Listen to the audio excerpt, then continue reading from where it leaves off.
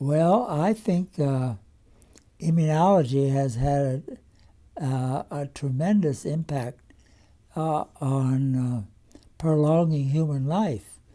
You know, before the smallpox vaccine, smallpox epidemics would wipe out half the population. Life was very insecure, and then, of course, the discovery of the plague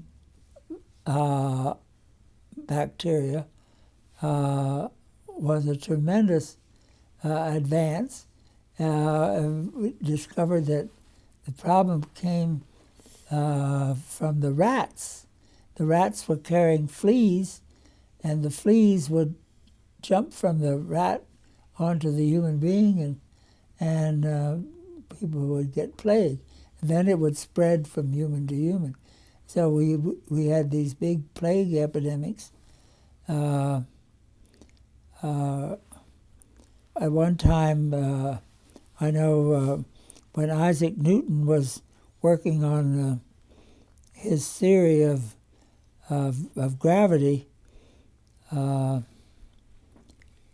the university, Cambridge University, where he was working, had closed down for 2 years because of a plague epidemic, and he had to stay home.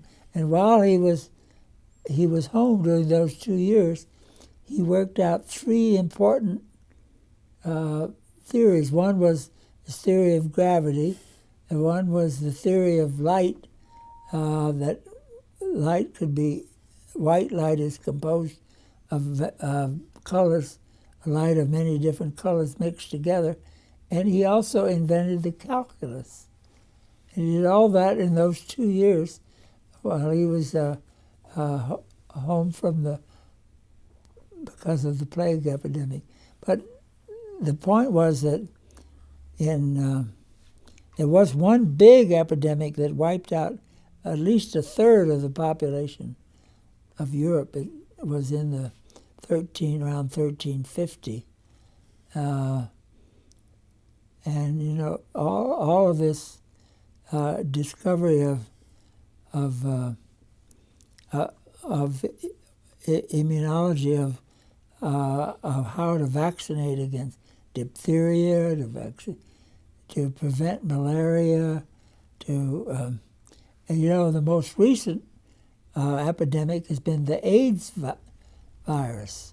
And the AIDS epidemic, they were able within just a few years to determine what caused it and how it was spread. So that's how immunology impacts human life. And you know, AIDS is now being treated successfully, although never cured. It is under control, so that the individual who is treated with the AIDS medicines no longer contagious.